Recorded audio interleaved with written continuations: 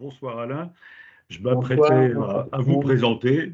Vous arrivez à pic. Donc Alain Huche, qui est quelqu'un qu'on connaît bien, c'est Explorator, parce que ça fait des années qu'Alain conduit certains de nos voyages, et avec talent. Et je dis talent, même si je n'ai pas eu l'occasion de partager des voyages avec lui, mais je sais que à chaque fois qu'un voyage part avec Alain, on a des assauts de compliments et puis des gens qui repartent d'ailleurs avec lui, hein. Je crois même avoir en mémoire une voyageuse qui est repartie 2 fois dans le même voyage avec lui. Donc, Alain Hupp, j'ai 2 formations historiennes, hein. Il est archéologue également, chercheur et également intéressé par la géopolitique. Et dois dire que quand on vit, comme c'est son cas depuis des années maintenant en Israël, ben, on est au balcon de la géopolitique et de la complexité.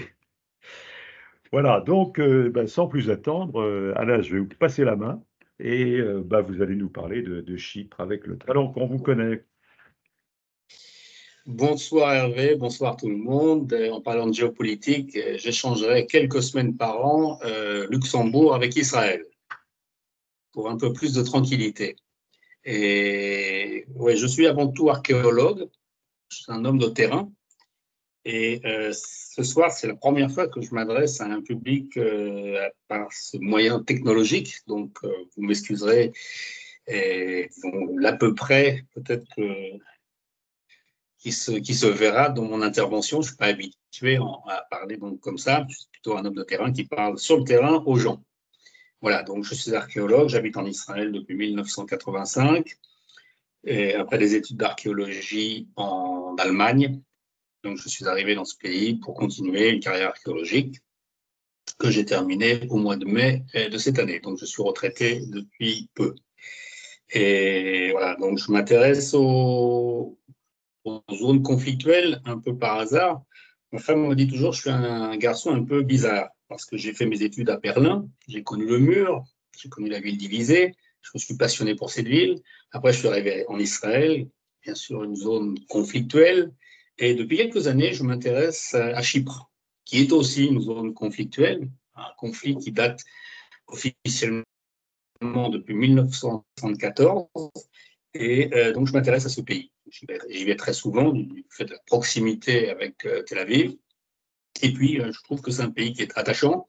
C'est une histoire intéressante, une histoire qui se retrouve, bien sûr, dans notre histoire ici au Proche-Orient, parce que Chypre, hein, vous avez tous la carte devant les yeux, vous connaissez un peu la région. Chypre, hein, c'est à mi-chemin entre l'Occident et le Proche-Orient.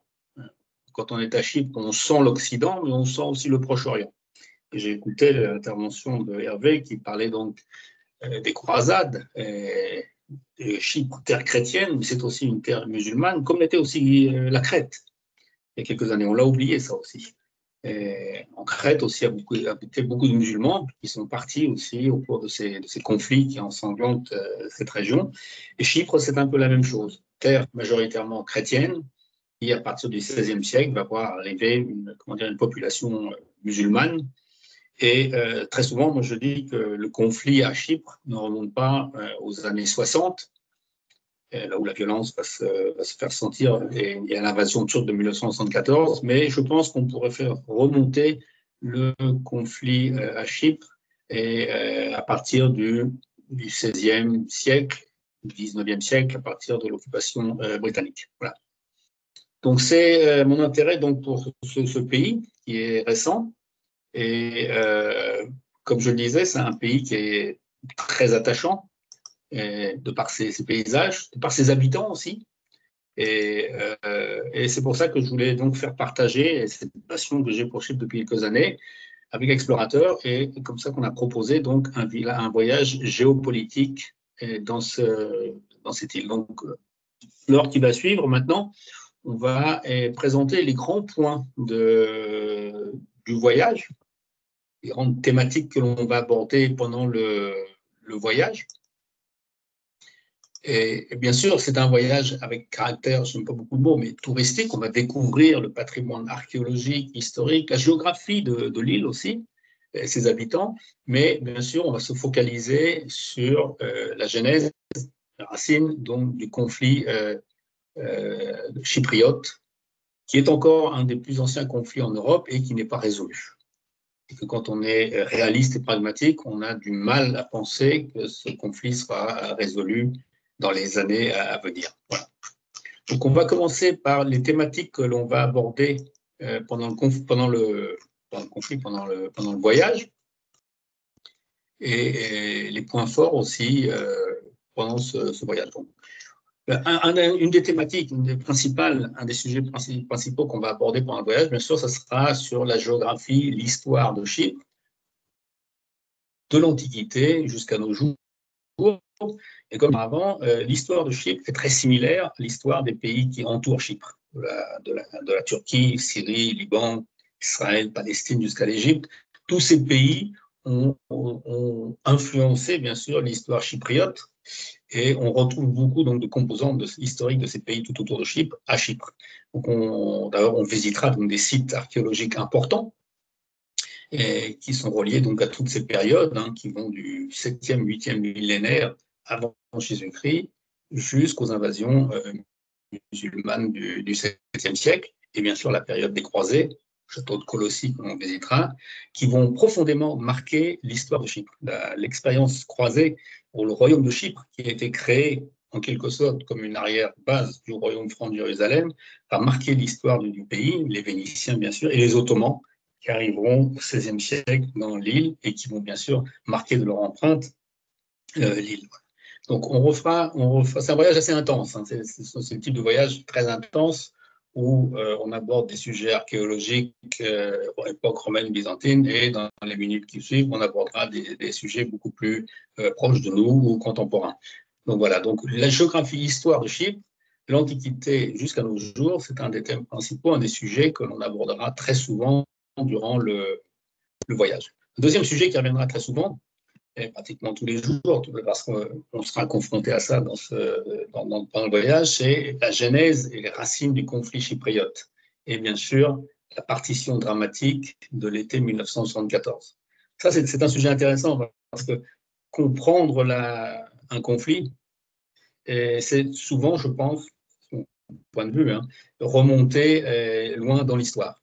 Et si Chypre a toujours été une terre chrétienne jusqu'à l'arrivée de l'Empire ottoman au XVIe siècle, Chypre est restée majoritairement chrétienne, même pendant les 300 ans d'occupation ottomane.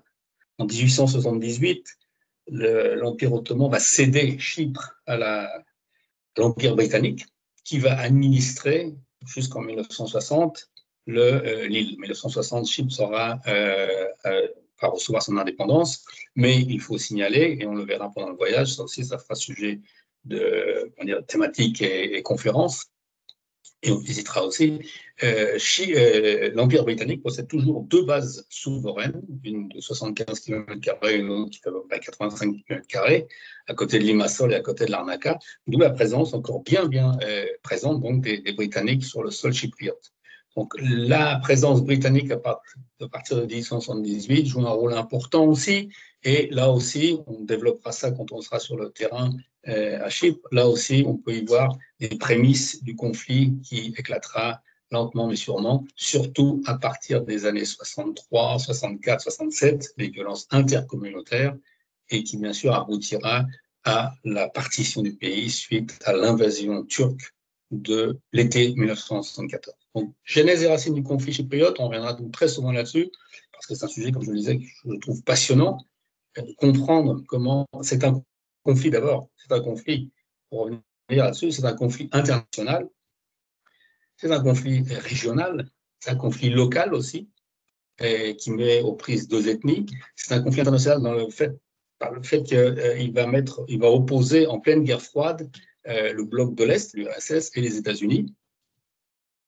Et puis, bien sûr, la Grèce, la Turquie et toutes les puissances qui sont autour. Donc, il y a une perspective internationale et locale aussi dans le conflit chypriote.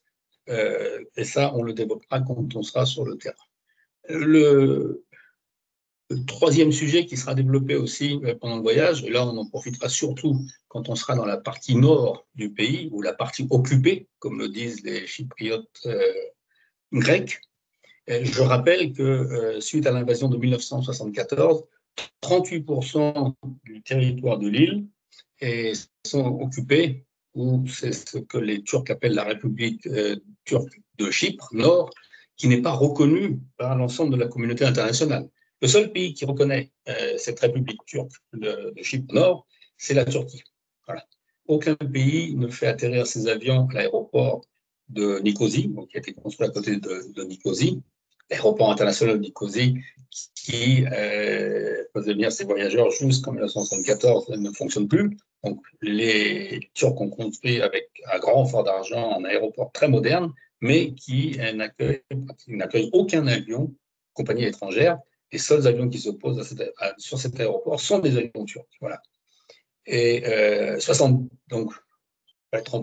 un peu moins de 38% sont la partie turque occupée, et le reste, donc, c'est la partie, la République de Chypre, qui est grecque, qui est rentrée dans la communauté européenne, je vous le rappelle, en 2004. Il faut noter aussi, en passant, que la communauté européenne a certains projets dans la partie turque de l'île. Voilà. Et donc, suite à cette invasion de 1974, on va voir donc une présence militaire turque importante. En 1974, l'été 1974, je crois que c'est plus de 40 000 militaires turcs qui vont envahir l'île. Et aujourd'hui, on estime à 30 ou 35 000 le nombre de militaires stationnés sur l'île.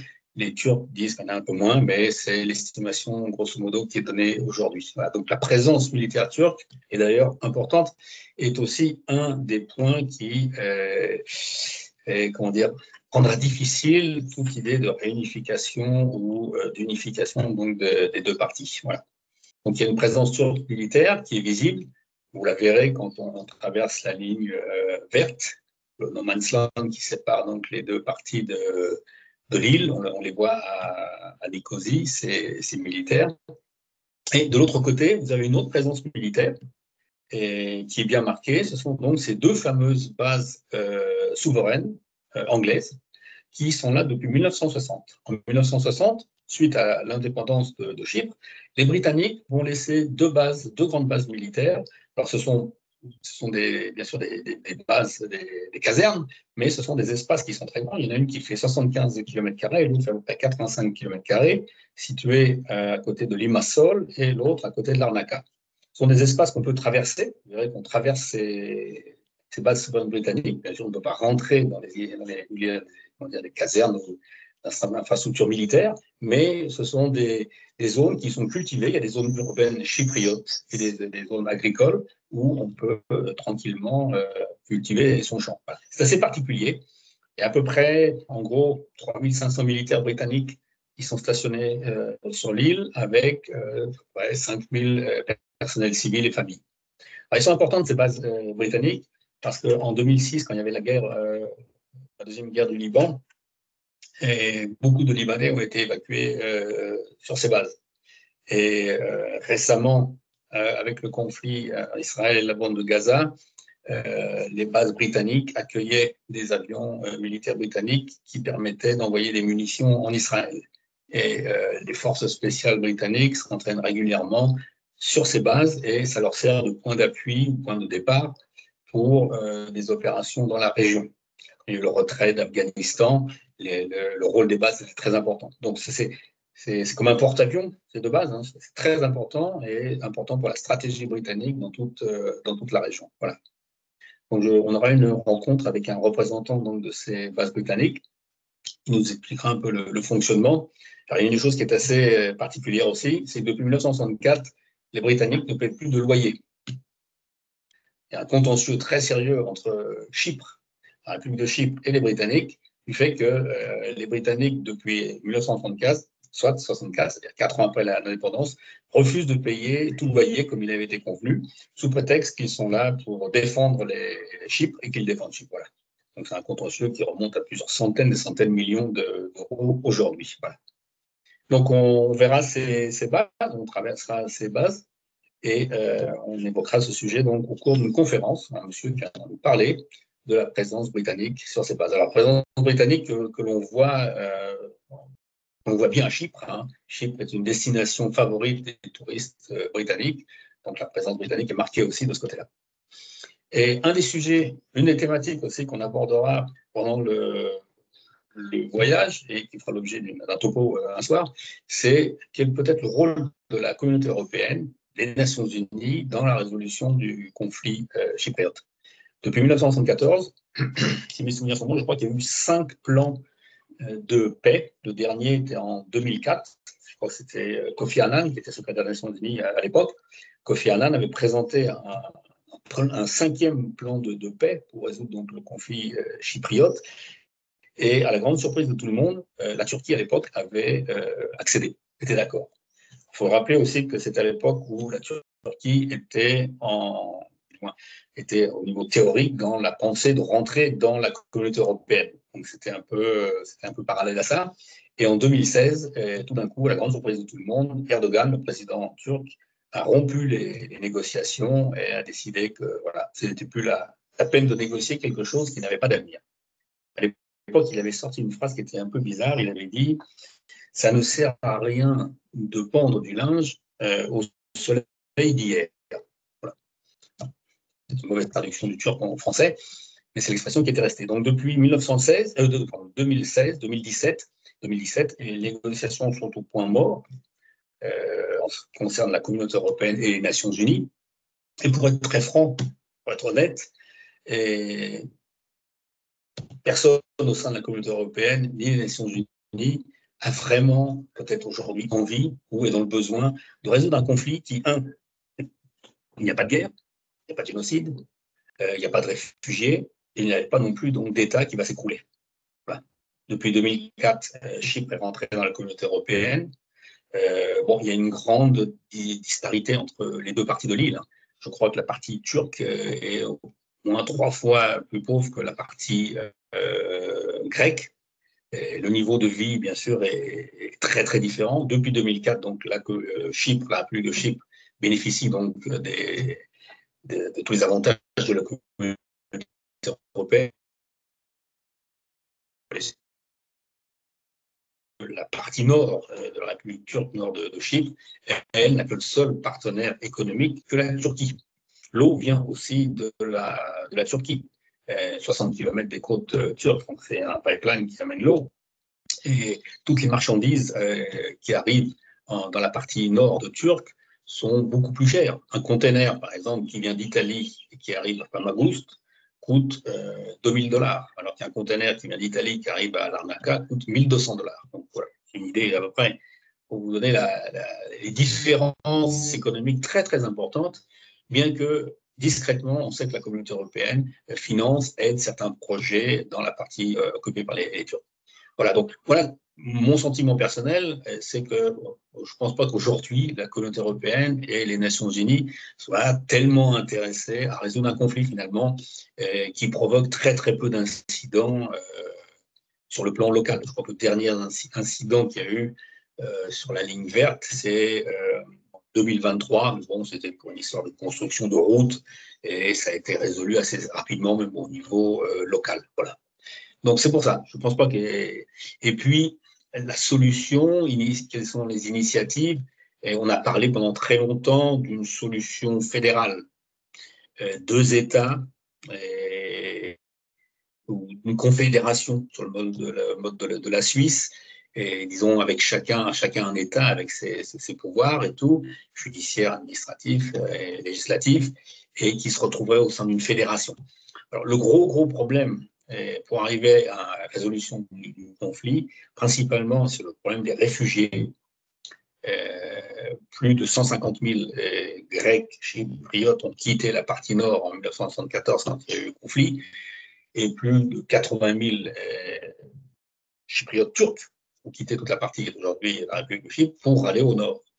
Des terres ont été perdues, énormément de terres ont été perdues, des maisons ont été perdues, et ça, c'est toujours une cicatrice et qui est encore ouverte dans beaucoup de familles, dans beaucoup de villages, chez beaucoup de gens. Et tant qu'il n'y a pas une solution qui sera trouvée pour le problème des réfugiés, des terres, des bâtiments, des maisons qui ont été spoliées, on a du mal à imaginer une résolution du conflit. Pour rester optimiste, qui aurait dit en 1985, j'ai quitté Berlin en 1985 et je n'aurais pas parié un copec que le mur tomberait 4 ans plus tard. Alors, il faut suivre l'évolution régionale, l'évolution en Turquie, parce que c'est la Turquie qui a les clés de la résolution du conflit. Le conflit chypriote, à l'origine, ce sont 3 grandes puissances, la Grèce, la Turquie et l'Angleterre, qui sont autour de ce pays. Et tous les accords ont été signés par ces 3 pays-là. Mais aujourd'hui, c'est la Turquie qui a les clés de la résolution. De moins en moins de Chypriotes pensent de façon réaliste à une union avec la Grèce. Vous savez que ça a toujours été le grand rêve des Chypriotes depuis 1821, le soulèvement contre l'Empire ottoman, jusque dans les années 55, quand il y avait la guérilla contre les Britanniques et les violences intercommunautaires entre 64 et 67. Ce qu'ils appellent l'énosis, la réunification avec la Grèce, a toujours été le sujet principal. D'ailleurs, quand vous irez à Chypre, vous verrez, on voit encore pas mal de drapeaux grecs dans le pays, quand on traverse le pays, sur les maisons, dans les champs. Mais il faut dire aujourd'hui que c'est moins une préoccupation, et je pense que ce n'est pas un sujet principal parmi la jeunesse chypriote. Et là, c'est un peu du passé, je pense. Voilà. Le rôle donc des Nations Unies et de la communauté européenne dans la résolution du conflit, comme je l'ai dit auparavant, un des sujets qu'on va aborder sur le terrain, et on ira voir un village turc abandonné du côté de Paphos, c'est le problème des réfugiés des 2 côtés.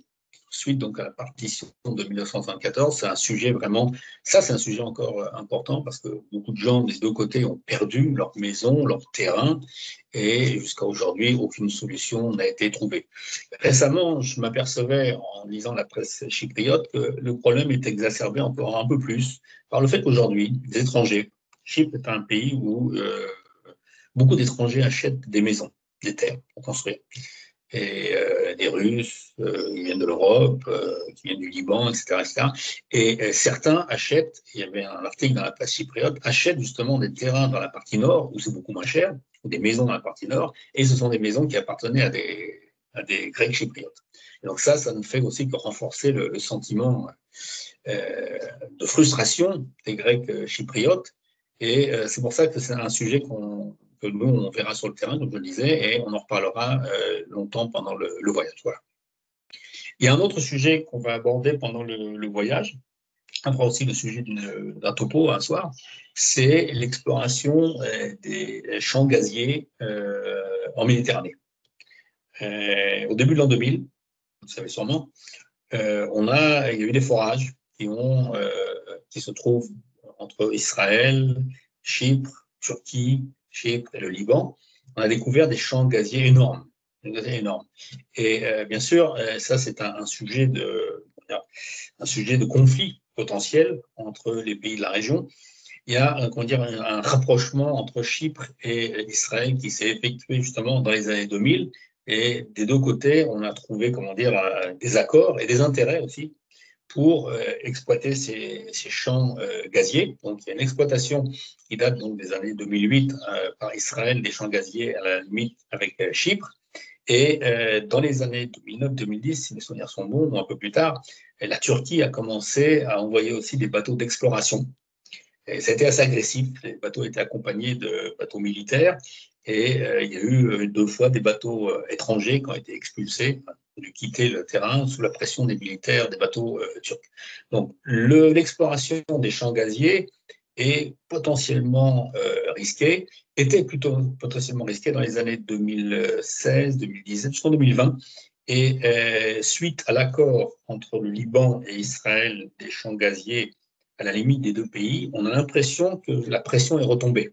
Et effectivement, ça fait depuis quelques années qu'on n'entend plus parler des dangers, des risques que présentent ces champs gaziers. Et donc, Pour les Chypriotes, c'est important, hein, c'est très important, pour tous les pays de la région, bien sûr. Et donc, il y a une coopération importante entre Israël, Chypre et la Grèce.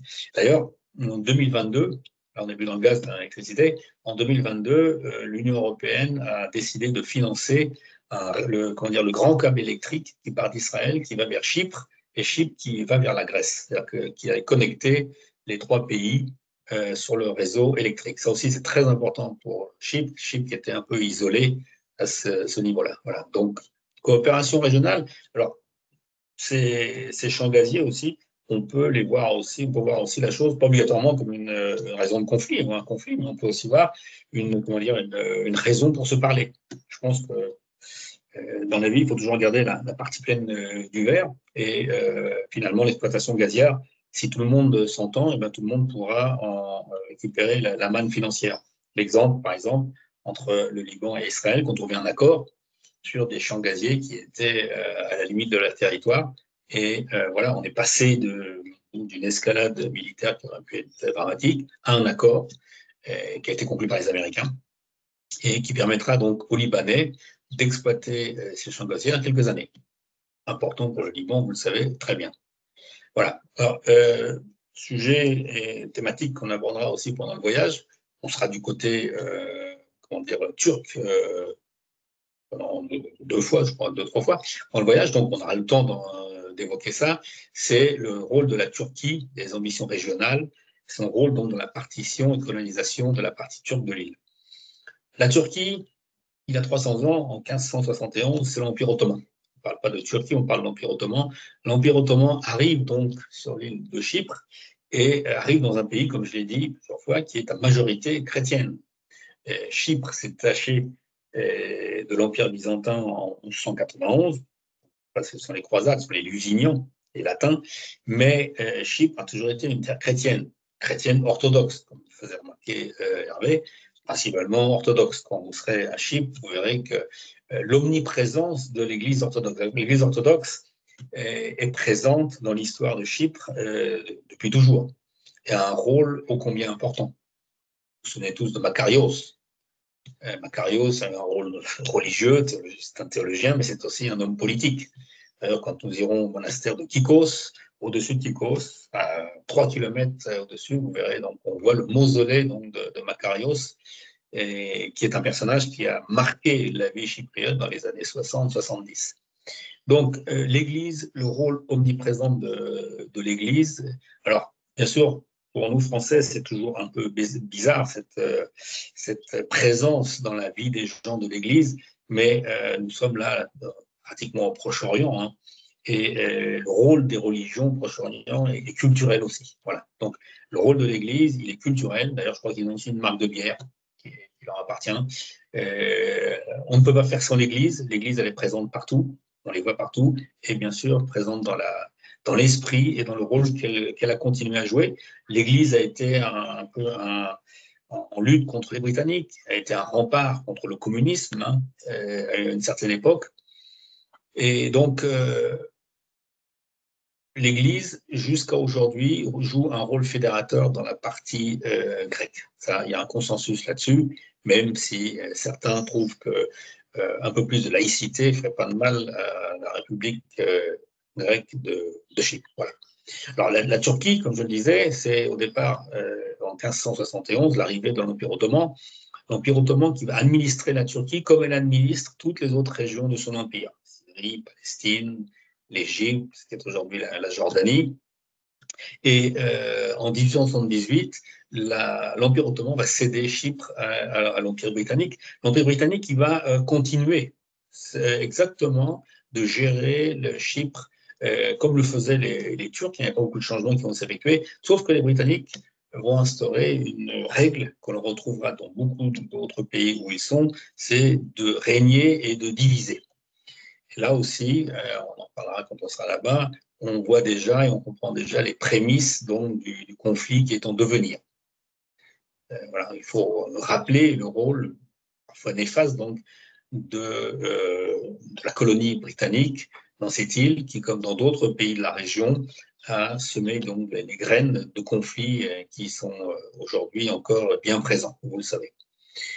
Donc, le rôle de la Turquie et ses ambitions régionales, certains disent aujourd'hui que l'intervention de 1974 était en fait préparée depuis longtemps et que l'excuse qui était donnée à l'époque, c'est-à-dire sauver la minorité turque qui était en but, ce qui est vrai à beaucoup d'exactions de la majorité grecque, les années 63-67 ont été marquées par une violence extrême dans certains villages où les gens vivaient en bonne intelligence depuis des générations et des générations. D'ailleurs, les explorateurs, les Britanniques qui visitent ces villages dans les années 60 montrent que les gens vivaient en bonne intelligence. Donc, à un moment, que s'est-il passé certains que des politiciens d'un côté comme de l'autre sont responsables donc, de la dégradation et que les Britanniques ont une part de responsabilité aussi là-dessus. Et donc l'intervention turque, je reviens là-dessus, de 1974, et contrairement à l'idée toujours reçue, elle est faite pour sauver la minorité turque. En fait, on s'aperçoit que l'intervention turque de 1974 était pour empêcher que la Turquie se trouve encerclée par la Grèce et Chypre. Si vous prenez une carte de la région, vous verrez que la Grèce au nord de la Turquie et Chypre de côté comme ça, eh ben, s'il y avait eu une union entre la Grèce et la Chypre, eh ben, la Turquie aurait pu être encerclée ou se sentir encerclée. Donc beaucoup d'historiens aujourd'hui pensent que c'était pour éviter ou casser cet encerclement que les Turcs décident donc de l'invasion de l'île de Chypre en été 1974. Voilà. Alors aujourd'hui, le rôle de la Turquie, bien sûr, est important. Et la Turquie, à toutes les époques, a essayé aussi de coloniser la Chypre jusqu'à aujourd'hui. Et moi, je dis toujours que dans 50 ans, 60 ans, la grande majorité, et d'ailleurs c'est déjà le cas, la grande majorité des 250 000 ou un peu moins, chypriotes turcs qui habitent aujourd'hui dans la partie nord seront en grande majorité des descendants ou des paysans qui viennent d'Anatolie, mais plus des chypriotes turcs qui formaient la population de l'île auparavant. Donc les Turcs, depuis toujours, même au XVIe siècle, même au XVIIIe siècle et à l'époque moderne, ont essayé donc d'envoyer, de coloniser la Chypre en envoyant donc des paysans anatoliens principalement, et qu'on le retrouve aujourd'hui dans le paysage politique aussi de Chypre turque du Nord. Et ça aussi, ça influe aussi beaucoup sur les tendances de réunification, ou ceux qui souhaiteraient une réunification, ou toutes les ONG qui souhaitent un vivre ensemble et tout, qui cherchent à créer des liens. Si la majorité des gens aujourd'hui qui habitent la partie nord de l'île ne sont pas des natifs, ne sont pas de la région, viennent de Turquie, bien sûr, ils n'auront pas le réflexe d'aller chercher automatiquement des raisons de réunification, de partager un vivre ensemble avec les autres qui habitent du côté grec. Donc c'est important. Et puis donc l'invasion de 1974, qui est très violente, je dirais, non plus exactement du nombre de morts d'un côté comme de l'autre, mais je le rappelais tout à l'heure, le drame des réfugiés, plus de 150 000 Grecs qui quittent la partie nord, et plus de 80 000 Turcs qui quittent la partie de Chypre grecque. Et donc l'invasion qui va donc définir cette ligne que vous voyez sur votre carte, qu'on appelle la ligne verte, la ligne Attila, No Man's Land, qui fait à Chypre. À Chypre, on le verra, le No Man's Land fait 3 mètres à 4 mètres de largeur, et dans certaines zones, il fait jusqu'à 11 km de largeur. Voilà. Alors, dans cette région, dans le No Man's Land, vous avez des régions, vous avez des villages où vous avez encore une population grecque et turque qui vit ensemble. Nous irons dans le village de Pila. Pila, ça se trouve pas loin de Larnaca, pas loin de la base, ça touche pratiquement à la base britannique souveraine de Larnaca. Et dans le village de Pila, vous avez les Nations Unies, vous avez un maire turc, vous avez un maire grec chypriote, et vous avez un café turc, vous avez un café chypriote. Voilà. C'est assez intéressant, c'est très spécial. Alors, quand on va bien sûr dans les cafés dans cette île, si vous allez du côté nord, vous demandez un café turc. Si vous êtes du côté à Larnaca ou Limassol, vous demandez un café chypriote. Ça peut pas être trivial, mais c'est très important. Voilà. Et voilà donc le rôle de la Turquie. Et puis bon, il faut toujours finir par une note positive.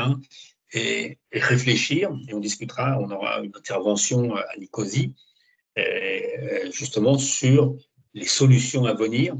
Alors moi, ce que je trouve intéressant, comme je l'ai dit auparavant, personnellement, je trouve qu'il n'y a pas vraiment grand-chose à attendre des Nations Unies ou de la communauté européenne, pour les raisons que je vous disais auparavant. Ce n'est pas un conflit aujourd'hui, il n'y a pas de réfugiés, il n'y a pas de génocide, il n'y a pas d'État qui s'écroule. Donc, et puis en plus, ça ne coûte pas très très cher à la communauté internationale et aux Nations Unies. Je crois que le budget doit être entre, je vais dire de bêtises, entre 45 et 50 millions de dollars par an, dont 15 sont financés par Chypre et 7 sont financés par la Grèce. Et c'est à peu près 1000 soldats des Nations Unies qu'on retrouve dans 20 pays. Je crois qu'il y a à peu près entre 18 et 20 pays qui fournissent des contingents, des petits contingents. Et les 1000 soldats sont déployés donc le long de la ligne verte et un peu partout dans l'île. Voilà. Donc, c'est pour ça que je trouve que ce qui n'est pas intéressant, c'est ça. Mais par contre, ce qui est très intéressant, c'est ça qu'il faudra découvrir pour un voyage, et on aura une visite, on aura un topo là-dessus, c'est les initiatives locales, les initiatives d'un côté comme de l'autre, des ONG et des associations qui essaient de garder le contact avec l'autre côté. Ça, c'est très important de garder le contact avec l'autre côté. Bien que maintenant, depuis 2003, il y a des points de passage qui permettent d'aller d'un côté comme de l'autre. En 2003 qu'on a ouvert le premier point de passage, et aujourd'hui, il doit y en avoir 9 le long de la ligne verte qui permettent aux uns comme aux autres d'aller de l'autre côté.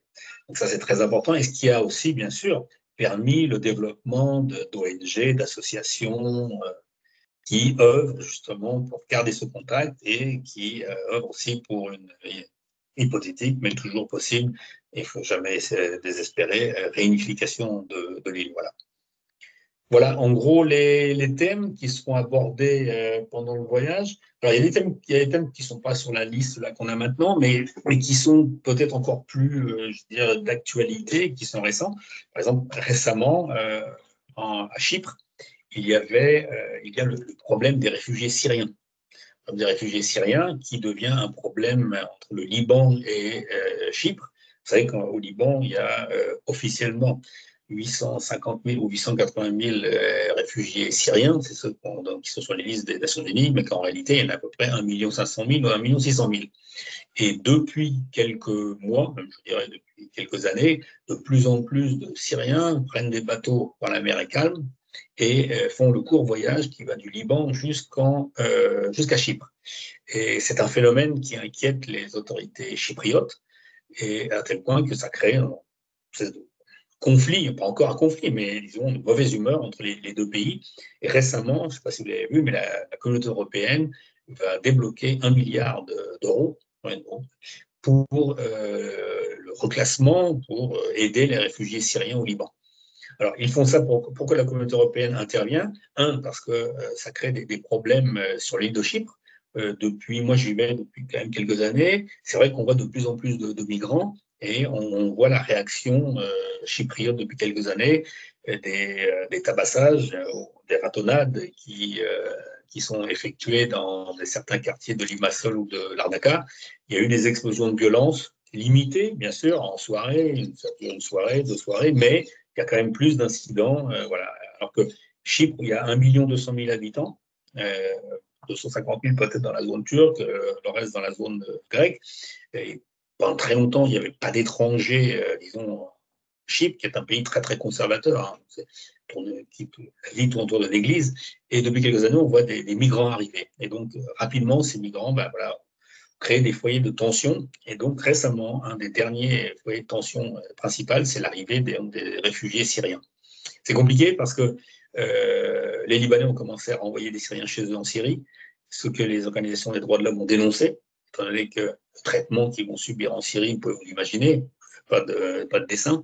Donc, c'est pour ça que la communauté européenne, pour éviter tout conflit qui pourrait déraper, va financer donc à la hauteur d'1 milliard d'euros, le reclassement, donc l'aide aux réfugiés syriens. Donc voilà, ça c'est un nouveau sujet, hein, une nouvelle thématique qu'on pourra aussi en discuter pendant le voyage. Voilà. Et donc le voyage commence le 31 août. août jusqu'au 10 septembre. Et la première journée sera consacrée à Paphos, découverte de Paphos. Paphos, c'est la grande station balnéaire, une des grandes stations balnéaires de Chypre. Ancien site archéologique, enfin un site hellénistique, romain et byzantin très très important. Paphos est mentionné avec Paul, l'apôtre Paul qui vient à Chypre. Et à Paphos, il y a deux très très beaux sites archéologiques. Et surtout, il y a ce qu'on appelle les tombes des rois, une nécropole de l'époque hellénistique, 4e, 3e siècle avant Jésus-Christ, taillée dans le rocher, inscrite au patrimoine de l'UNESCO. C'est vraiment quelque chose d'assez extraordinaire. C'est très beau, très très beau site. Les sites à Chypre sont toujours très beaux. Souvent, certains sont spectaculaires, comme la tombe des rois, comme le temple d'Aphrodite à Koukia, ou bien Courion au-dessus, en allant à Limassol. Donc voilà, on va découvrir Paphos et son patrimoine archéologique, principalement romain, byzantin, c'est ce qu'on voit sur le terrain aujourd'hui. Et par la suite, on ira au monastère de Saint-Néophytos. Les monastères grecs orthodoxes datent en général de l'époque médiévale, c'est-à-dire 10e ou 11e siècle. Et souvent, l'origine de ces monastères, c'est dû à des ermitages, ou bien des moines qui créent un monastère, ou bien des reclus qui vont s'installer dans la montagne. Alors, le monachisme chypriote est moins connu que le monachisme en Syrie. Pas des grandes figures comme on retrouve dans le monachisme en Syrie, mais il y a des figures surtout qui sont connues dans le monde orthodoxe. On connaît beaucoup moins, donc, nous, en Occident. Voilà. Donc la première journée sera consacrée principalement à l'archéologie, enfin un retour historique de l'Antiquité à Chypre. Donc c'est toujours intéressant pour commencer donc l'histoire du pays. On s'arrêtera aussi au pilier de Saint-Paul. Vous savez que l'apôtre Saint-Paul est venu à Chypre. Et pourquoi Chypre? Parce qu'à Chypre, il y avait des communautés juives importantes et c'est dans ces communautés que Saint-Paul et d'autres ont commencé à évangéliser. Saint-Barnabé à côté de Salamine. Et donc le pilier de Saint-Paul, qui est en fait un pilier, la tradition dit qu'il était flagellé, qui est en fait dans une église de l'époque byzantine. Voilà. Troisième jour, on sera toujours dans la région de Paphos. Nous irons visiter un village turc abandonné. On n'a pas encore le nom, le lieu, il y en a plusieurs, donc je pense que c'est la chance qui décidera quelques jours avant. Alors, c'est là où on pourra évoquer donc le douloureux problème donc, des réfugiés. Alors, quand on traversera Chypre, vous verrez qu'on traverse beaucoup de villages. Vous avez l'église, bien sûr, orthodoxe, mais on voit toujours des minarets. On voit dans beaucoup de villages, on voit des minarets. Donc, ce qui prouve que une grande partie de ces villages, à une époque, étaient des villages mixtes. Et on avait la même chose, comme je le disais auparavant, en Crète. Beaucoup de personnes ont oublié que jusqu'en 1923, et on a déplacé les derniers 35 000 musulmans de Crète, mais au 19e siècle, une grande partie de Crète, c'était aussi des villages mixtes. Donc là, on peut parler d'un nettoyage ethnique en Crète. On a pensé que ça arriverait un jour à Chypre. C'est vrai qu'aujourd'hui, dans la partie grecque chypriote, il ne doit plus rester que quelques centaines de musulmans. Je sais qu'il y a quelques familles qui habitent à Limassol, quelques intellectuels turcs qui habitent à Limassol parce qu'ils ne veulent pas habiter dans la partie turque nord pour des raisons politiques ou de liberté. Mais sinon, c'est uniquement à Limassol que vous verrez encore des musulmans. Et d'ailleurs, la mosquée de Limassol fonctionne toujours à côté du château croisé. Et donc, le paysage est parsemé parfois de villages abandonnés comme ça, qui ont été abandonnés en 1974. En 1975, il y avait encore 9000 musulmans turcs dans la partie grecque. Aujourd'hui, je le répète, dans la ville, il doit rester quelques centaines de musulmans dans la partie grecque. Voilà. On ira voir après le site UNESCO du sanctuaire d'Aphrodite, qui est situé aussi un peu en hauteur, donc sur un éperon rocheux où on voit la mer. C'est un très très beau site, un grand temple d'Aphrodite qui date donc de l'époque romaine. Il y a des époques bien sûr auparavant, bien plus anciennes, et principalement le site est un site romain byzantin. C'est un très beau site. Aphrodite, c'est important d'ailleurs la photo qui est sur la droite. c'est le rocher alors la tradition dit que c'est là qu'Aphrodite est sortie de la mer. Il y a une autre tradition chypriote qui dit que ce gros rocher que vous voyez là sur la droite, ben, c'est un rocher qui a été balancé par un héros byzantin sur la marine musulmane qui est arrivé au 7e siècle. Donc voilà.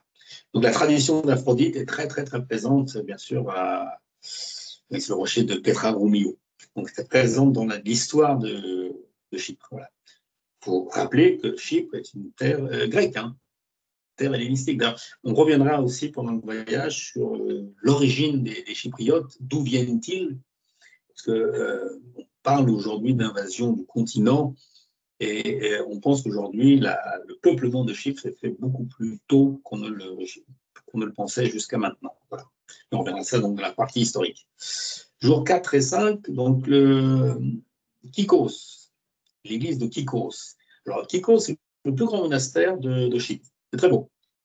Très beau. C'est dans la montagne, paysage montagneux, des arbres. C'est toujours très, très beau. Cette partie, ce qu'on appelle le Troodos. Le Troodos, c'est toute la région montagneuse. Si vous regardez la carte, entre Kykos, massif du Troodos, quand on descend vers Nicosie, le mont Olympe, qui va jusqu'à 1900 mètres d'altitude, il y a de la neige l'hiver. Bon, il y a de la neige. Je n'ai jamais vu, mais je sais que l'hiver, il y a de la neige sur les montagnes de Olympe, la région montagneuse, donc qui descend après quand on va vers Nicosie. Donc le monastère de Kykos, c'est le plus ancien et le plus fameux, le plus connu monastère de Chypre. Il est grand, très grand aussi. Et au-dessus, donc, vous avez le mausolée de Makarios. Makarios, c'est l'indépendance de Chypre. Makarios, c'est un homme politique, comment dire, très malin, qui a su naviguer entre les différentes puissances américaines, russes, entre les Grecs, entre les Turcs, et a échappé à de nombreux attentats, lui qui va mourir dans son lit, contrairement à ce qu'on aurait pu lui prédire, vu sa carrière assez mouvementée. Donc, le mausolée de Makarios, je vous le montrerai quand on sera au niveau de Kykos. Et donc, par la suite, on va descendre vers Limassol. Alors, Limassol, c'est la grande ville c'est un grand port, une ville qui n'a pas vraiment de charme. Limassol, c'est principalement la forteresse des Croisés qui a été reconstruite à l'époque vénitienne et ottomane. Il y a un quartier turc encore, qui est un peu dans son jus, comme on dit, avec la mosquée, comme je le disais, qui fonctionne toujours. Mais Limassol, c'est surtout une grande ville moderne. C'est une ville portuaire. Il y a un grand port, c'est le grand port de côte grecque chypriote. Et c'est une ville d'affaires. Bon, comme je le disais, c'est pas une ville qui a un très très grand charme. Alors, il y a un musée intéressant, c'est le musée Grivas Degenis. Grivas Degenis, c'est ce général qui est né à Chypre et qui va commander l'AOKA. L'AOKA, c'est l'organisation de résistance chypriote qui va lutter contre les Britanniques dans les années 55-59, qui amènera donc à l'indépendance. Et Grivas, c'est un personnage important, controversé aussi, bien sûr, de l'histoire chypriote, et qui a joué un rôle très important dans ces années de lutte des Britanniques, des Chypriotes contre les Britanniques pour accéder à l'indépendance. Il est né à Chypre, mais il a fait toutes ses classes, comme on dit. Il était général donc, de l'armée grecque et il arrivera donc pour mener la lutte contre les Britanniques. Voilà. Et là, par la suite, on rencontrera un représentant d'une des bases souveraines à Akrotiri. Akrotiri, c'est la deuxième grande base britannique qui est à côté de Limassol. C'est là où se trouve une des plus anciennes, une des plus importantes bases de la RAF. C'est la seule base de la RAF dans la région. Voilà. Et par la suite, on finira la journée en visitant le château de Colossi. Le château de Colossi, c'est un château qui a été construit par les Hospitaliers au XIIIe, XIVe siècle. Alors là, c'est l'époque des Lusignans. Vous savez que Guy de Lusignan était roi de Jérusalem. C'est lui qui va être défait à la bataille des Cornes de Hattin le 4 juillet 1187. Et suite à la perte du royaume franc de Jérusalem, en mars 1291, c'est la chute de Saint Jean d'Acre. Mars 1291, chute de Saint Jean d'Acre. Quelques mois plus tard, c'est Château Pèlerin, sur la côte israélienne aujourd'hui, qui tombe. Et par la suite, donc, tout ce beau monde se rapatrie à Chypre. Chypre a été prévu comme une base arrière du royaume franc de Jérusalem si ça se passait mal. Et effectivement, suite à la bataille des Cornes de Hattin, à côté du lac de Tibériade, en juillet 1187, les Francs réalisent que plus jamais ils ne pourront reprendre ils ne pourront reprendre la Palestine aux musulmans. Et donc, Chypre va devenir une base arrière donc, de l'aventure croisée dans cette région, et suite donc à la suite de la chute de Saint-Jean d'Acre. Et c'est Chypre qui va accueillir donc tous ceux qui quittent la Palestine et qui arrivent comme réfugiés. Et donc, c'est la famille de Lusignan qui va comment dire, régner sur Chypre jusqu'à l'arrivée des Vénitiens au XVe siècle. Donc, Colossie, c'est ce qu'on appelle une commanderie. Et donc, c'est vraiment une des très belles structures qu'on compris là dans la région, hein, qui ont été construites donc, par les Lusignans durant cette période, qui se termine, donc, je le disais, avec les Vénitiens. Jour 6, donc, jour 6, on va arriver à Nicosie.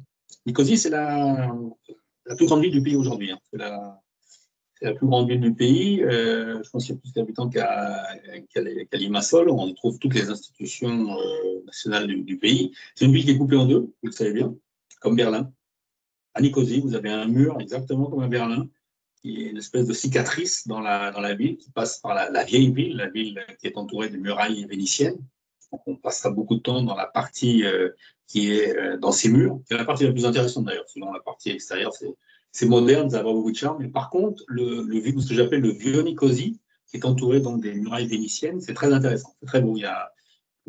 C'est particulier, l'atmosphère est particulière. Plus on s'approche de la ligne verte, on sent, voilà, on sent bizarre parfois. C'est dû derrière un moment où vous arrivez devant un mur, devant des barbelés, devant des choses détruites, et donc c'est sûr que ça a créé un climat un peu différent, comme l'était Berlin à une époque. Voilà. Et donc Nicosie donc, a été partagée en 1974, bien que tout le monde, la plupart des observateurs vous diront que la partition est déjà effective dans les années 64-67. Déjà, en 1964, l'intervention des Nations Unies avec des troupes s'était effectuée à cette époque-là.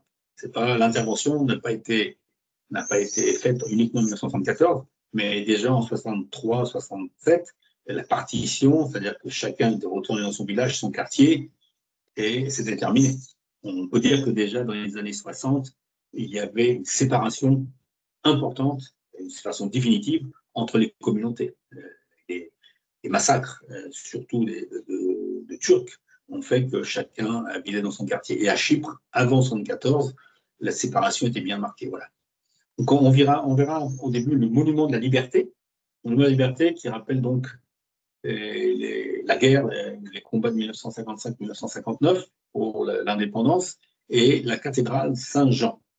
Côté de l'archevêché, la cathédrale Saint-Jean, c'est une belle église du XVIe siècle avec une très belle boiserie, des icônes, parfaitement conservées, un lieu de culte important dans la vie locale. Nous verrons pratiquement pas d'édifices catholiques à Chypre. Tout l'héritage croisé, lusignan et vénitien ne se distingue pas aujourd'hui sur le terrain. La plupart des églises gothiques, vous verrez, ont été transformées en mosquées. C'est le seul moment où on voit l'héritage catholique. Voilà. On va explorer donc la vieille ville, c'est-à-dire la ville qui est située dans les murailles vénitiennes. Et on aura une guide locale, Dr. Rita Severis, et qui s'occupe de l'organisation Women Across the Divide. C'est aussi, je crois, c'est Han Across the Divide. C'est une organisation de femmes qui, d'un côté comme de l'autre, œuvrent justement pour le vivre ensemble, qui œuvrent pour des contacts, d'un côté comme de l'autre, que les contacts ne se perdent pas, que la langue ne se perd pas, parce qu'on s'aperçoit de plus en plus que des gens de l'autre côté, turcs, de moins en moins parlent le grec. Il se peut qu'un jour, voilà, cette culture grecque, du grec turc, disparaisse avec le temps du fait de la colonisation des Anatoliens, des Turcs. Voilà. Visite du quartier de Laïki Gaïtonia, c'est le quartier, piétonnier, très beau, beaucoup de maisons du XVIIIe siècle. C'était bien refait, c'est bien aménagé. Il y a toujours des travaux de restauration qui se font. Et par la suite, donc, on traversera la ligne verte. Je pense qu'on passera par la porte de la rue de l'Edra.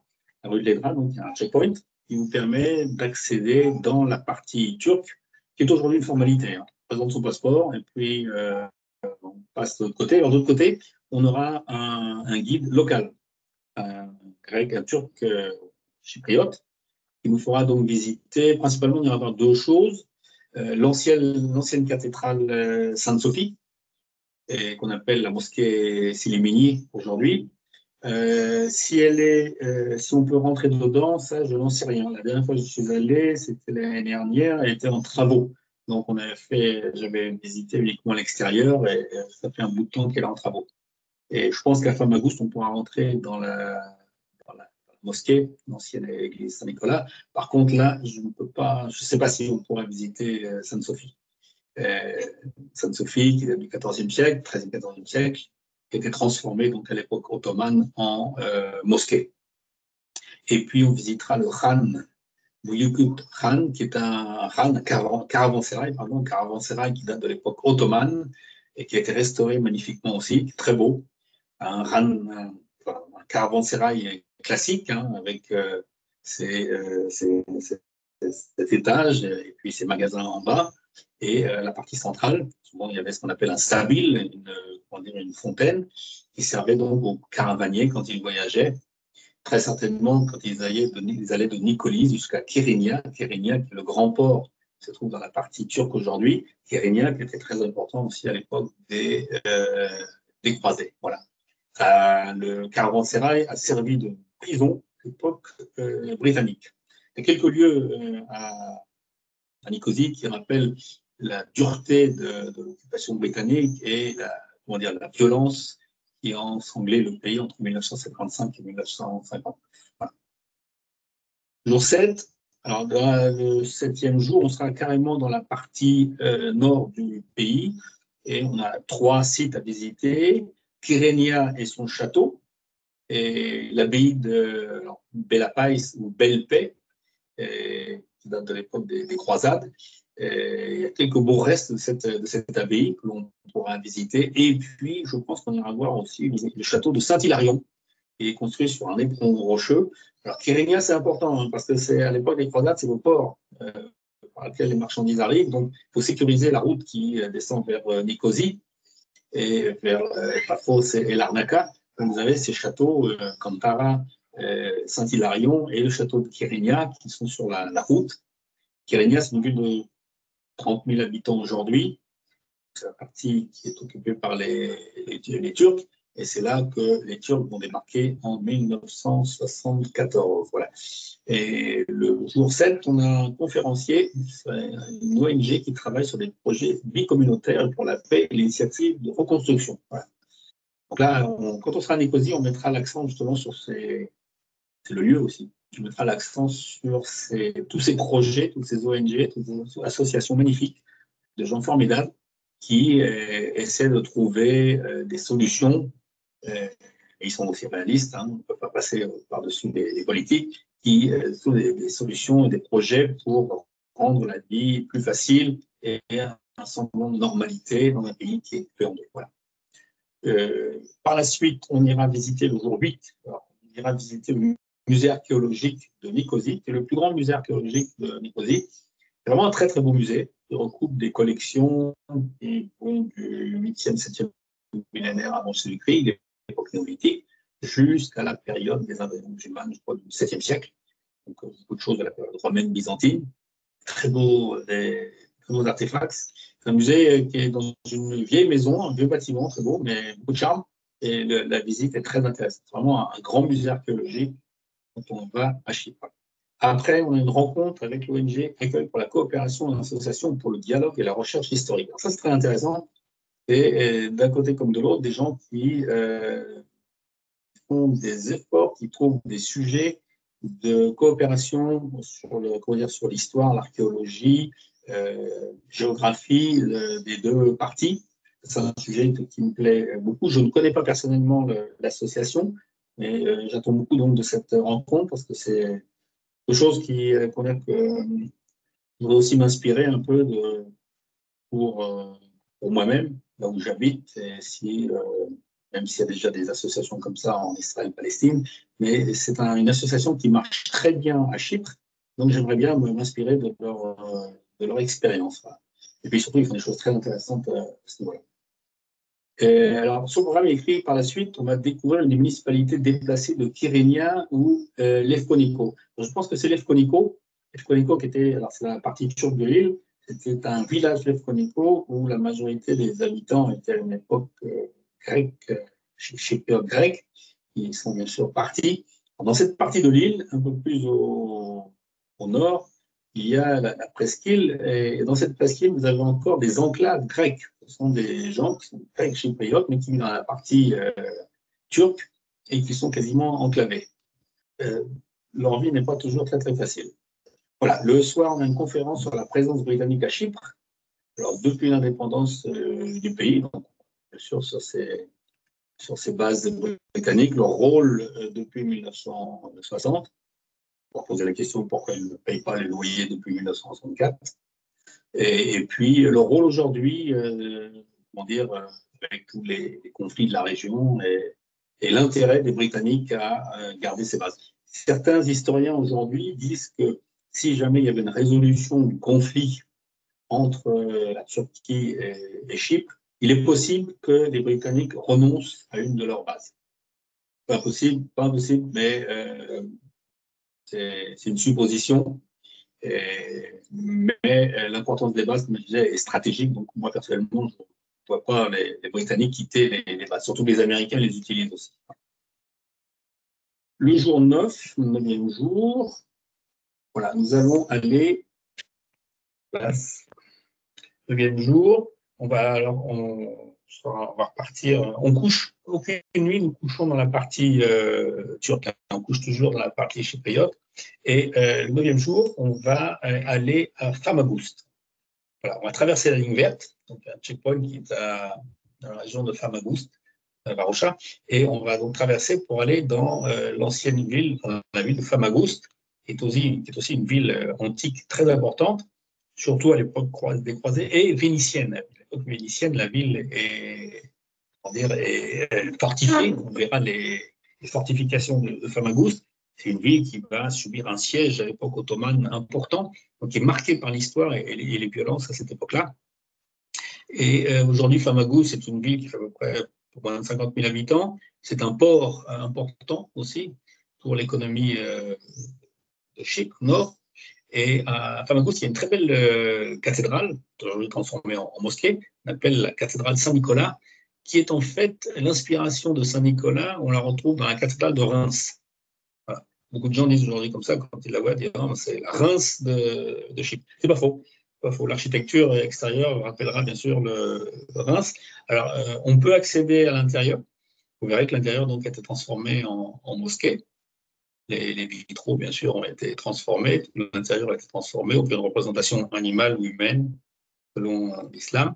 Visite de la tour d'Otello, par la suite, et la forteresse médiévale. Alors, forteresse médiévale, c'est surtout la forteresse vénitienne du XVe siècle, et dont il y a de très, très beaux restes, des beaux restes qui ont été, je crois, qui ont été financés il n'y a pas très longtemps par la communauté européenne, justement, les travaux de restauration.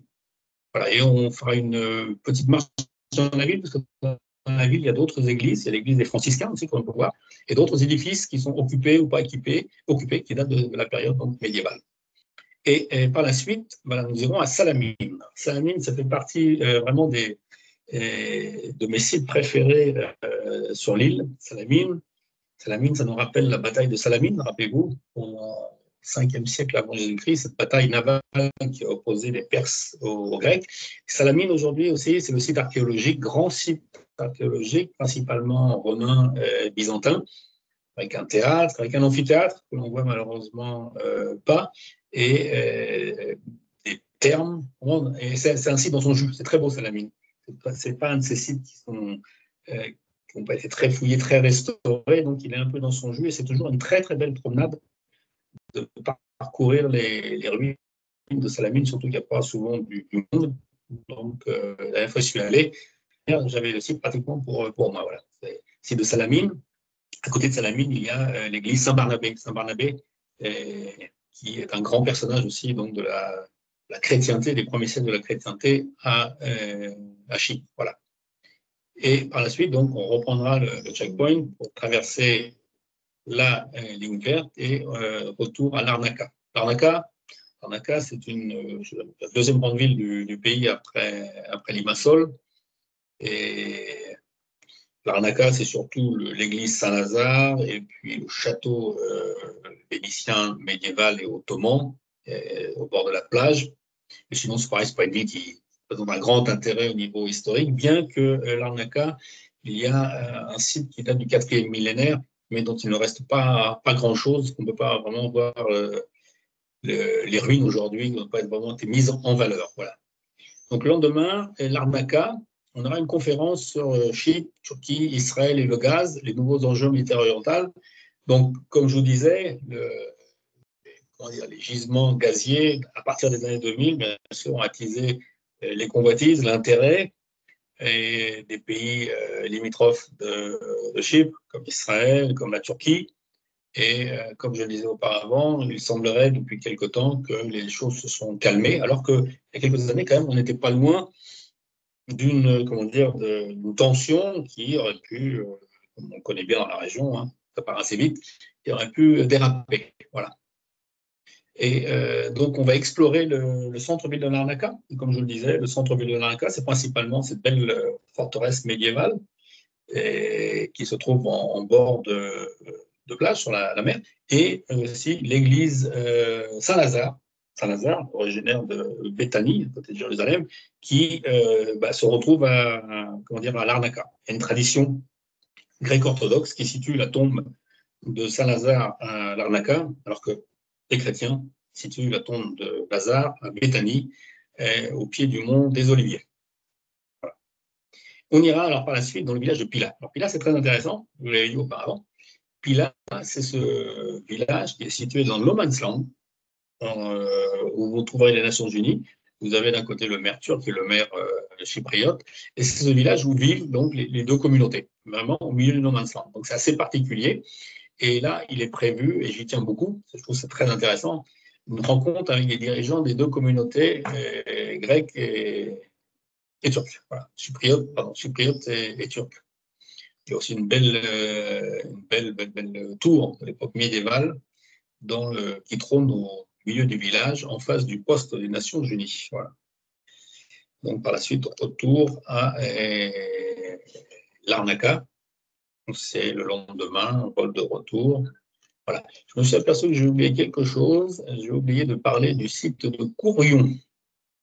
Quand je disais j'ai zappé Courion, là, et je parlais des sites que j'aime beaucoup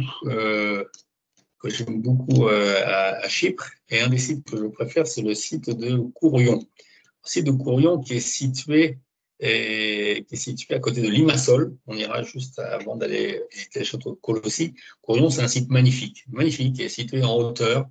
C'est vraiment un très très beau site avec un point de vue extraordinaire sur la Méditerranée et aussi des très belles ruines qui datent principalement de l'époque romaine byzantine, avec une mosaïque très intéressante, mosaïque de gladiateurs. Voilà. Il y avait un hippodrome à Courion.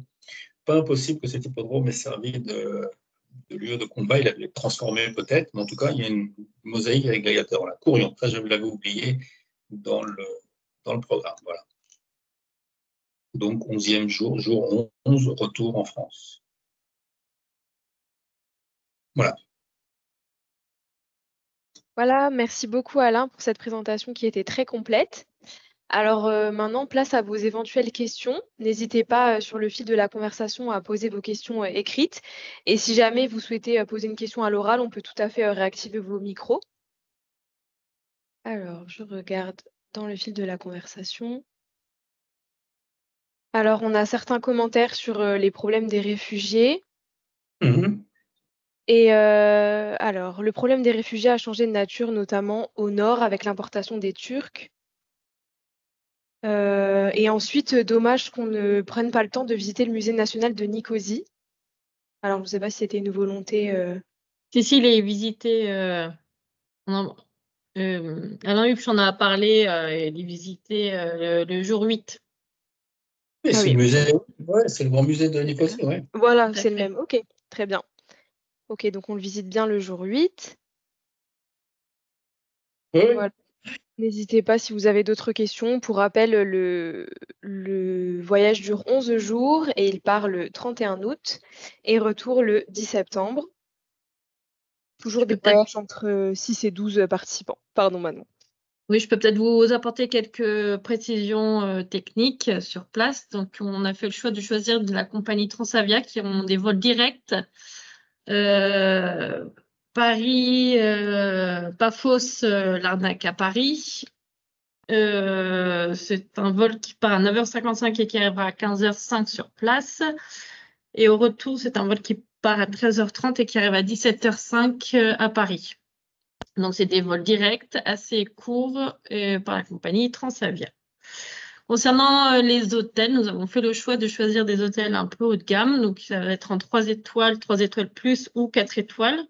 Donc, 3 étoiles à Limassol et à Larnaca. Et en 4 étoiles à Paphos et à Nicosie.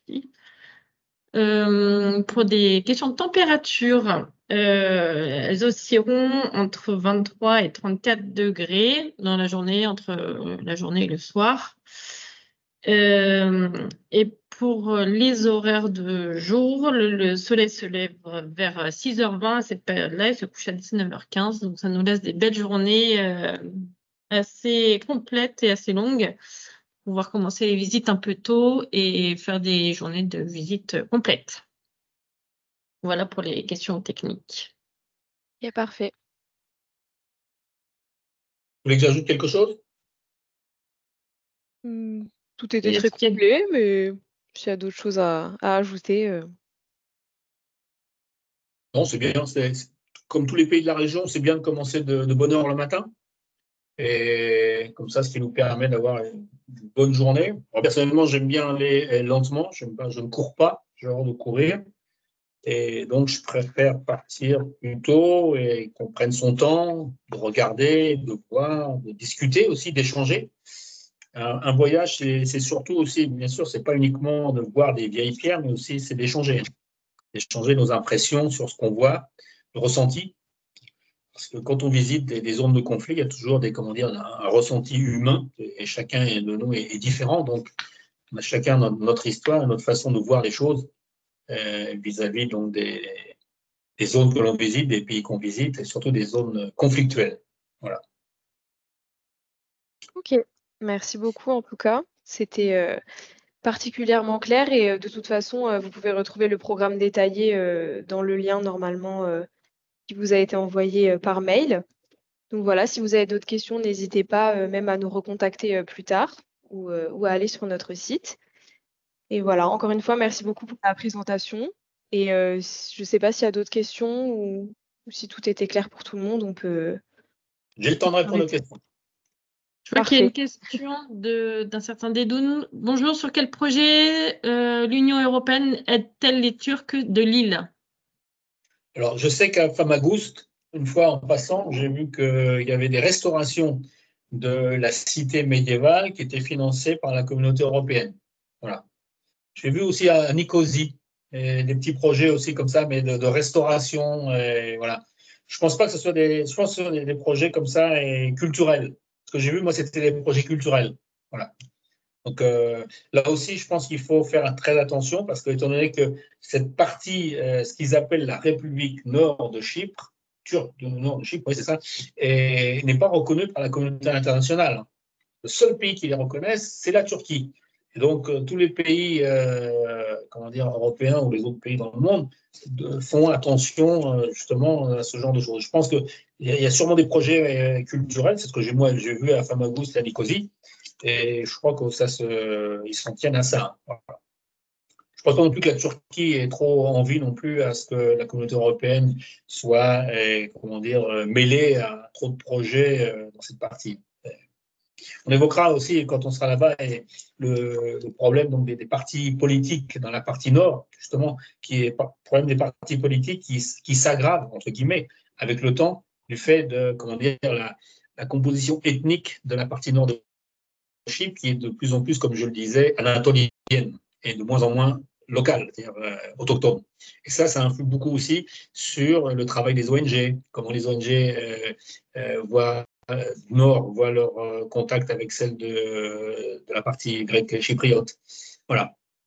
Mais on développera tout ça quand on parlera encore une fois du rôle de la Turquie et dans le devenir de l'île. Voilà.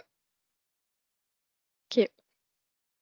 Je vois également une autre question. Est-ce que des Turcs chypriotes travaillent dans la partie grecque?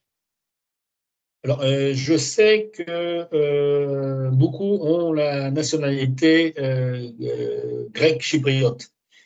Et je sais qu'on en voit beaucoup traverser de l'autre côté. Quand on prend le checkpoint de la rue Ledra, on voit beaucoup de gens qui habitent Nicosie, dans la partie turque, qui vont dans la partie grecque. Alors, je ne connais pas, je me renseignerai, je vous dois une réponse franche et précise là-dessus, et je ne connais pas le statut donc des gens qui sont amenés à travailler de l'autre côté, mais je pense qu'il doit y avoir des gens qui doivent avoir un permis de travail côté grec. Hein. Aujourd'hui, le passage est possible depuis 2003.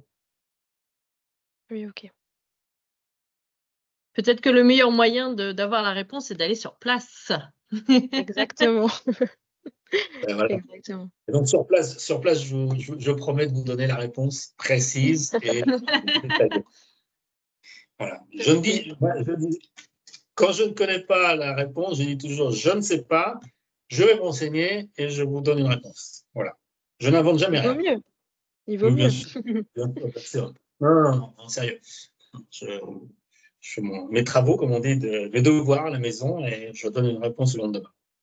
Mais je pense que, étant donné que le passage est libre maintenant, donc je pense que c'est fort possible que des citoyens de la partie turque travaillent dans la partie grecque.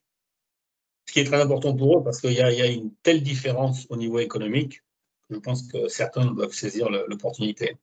Donc les chiffres du chômage, en plus dans la partie turque, ne sont pas très fiables. Si vous lisez les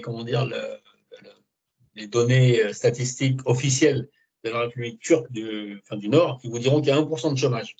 Alors que les Nations Unies et les gens qui sont assez bien renseignés vous diront que le taux de chômage dans la partie turque est plutôt de 10%. Il faut savoir que toute la partie turque vit sous perfusion. Hein. Si demain, bien sûr, ça n'arrivera pas, la Turquie décidait de plus financer et aider la partie nord, eh ben, ça s'écroulerait totalement. Hein. Bien que, au départ, ils avaient quand même, ils ont toujours, quand il y a eu la partition 74, on sait que 73% des terres cultivables se trouvent du côté nord. Vous vous rendez compte? Il y a 17% de terres cultivables qui se trouvent du côté chypriote, grec. 73% se trouvent du côté nord. Ils avaient les infrastructures des ports de Kérinia et de Famagoust. Et ils ont récupéré non, parce que c'est une ville fantôme. Notre guide nous amènera à Famagoust, où on pourra voir la ville fantôme de Varosha. Nous sommes trop jeunes, on n'a jamais été dans cette région-là, mais Varosha était dans les années 70 une destination balnéaire importante dans la Méditerranée. Et j'ai même appris l'an passé que Brigitte Bardot avait visité Varosha. Voilà. On a une question de Marie-France ML. J'ai ouvert votre micro si vous souhaitez vous exprimer à l'oral. Oui, bonjour. Bonjour. J'aurais aimé savoir à quel point ce voyage serait possible pour une personne qui est, comment dire, légèrement handicapée, c'est-à-dire à marcher avec des béquilles. Est-ce que vous croyez que c'est faisable? Et comme je l'ai dit tout à l'heure, moi, vraiment, je ne cours pas et je me mets toujours, au service des gens. Donc, dans un voyage, on aide toujours, je pense que c'est ma philosophie, on aide toujours ceux qui ont le plus de difficultés. Et le problème, c'est que dans Nicosie, c'est vrai qu'on va pas mal marcher. On va marcher dans la ville, et Larnaca aussi, mais on marche doucement. Hein. Voilà, il n'est pas hors de question de. Voilà. Alors, je ne connais pas la nature de votre handicap. Et, Je viens de me faire opérer d'une hanche et je ne suis pas sûre à quel point je pourrais marcher. Je connais assez bien Chypre. J'aurais une énorme joie de retourner, surtout dans un voyage aussi organisé. ouais, c'est au mois de septembre, on a le temps. Hein. Vous êtes Alors fraîchement dites-moi, opéré? Fin août. ça grève sur moi, pour moi, cette question. quelle serait la date limite pour s'inscrire? Manon? Quelle serait la date limite pour une inscription pour ce voyage? Ben, il n'y a pas vraiment de date limite ouais. vu qu'il n'y a pas de Il y a pas de visa visa, à faire ou de documents spécifiques. En général, 30 jours avant, il faut savoir si le voyage est confirmé ou non. Donc, je vais vous dire un mois avant la date du départ. D'accord. Écoutez, je vous remercie. C'est une très belle présentation. Ça ramène de très beaux Que ça vous souvenirs. rassure, j'ai une prothèse du genou. Et Pardon? que ça vous rassure, j'ai une prothèse au genou gauche et je vais vous accompagner. D'accord, mais moi, je viens juste de me faire opérer. Je ne sais pas à quel point je pourrais marcher jusque-là. Oui, il Donc, vaut je mieux être préfère sûr. poser une question. Je Faites vous bien. remercie de toute façon pour cette absolument magnifique présentation. J'ai Merci, essayé. Alain. Je vous en prie. Ευχαριστώ Bonne soirée à πάρα vous. πολύ. Pardon? Ευχαριστώ πάρα πολύ. Ah, voilà. Merci. Je fais un peu de grec tous les jours en vue de retourner quelque part comme ça. Voilà. Vous êtes d'où? Je vous souhaite un bon voyage. Καλό Merci. ταξίδι. Merci. Merci pour votre question. Alors, je regarde, je pense qu'il n'y a pas d'autres questions pour le moment. Alors, merci beaucoup encore une fois pour la présentation et merci Manon aussi pour les précisions. Et puis, à très bientôt pour une prochaine présentation. Je vous souhaite une très bonne Merci, Alain. soirée.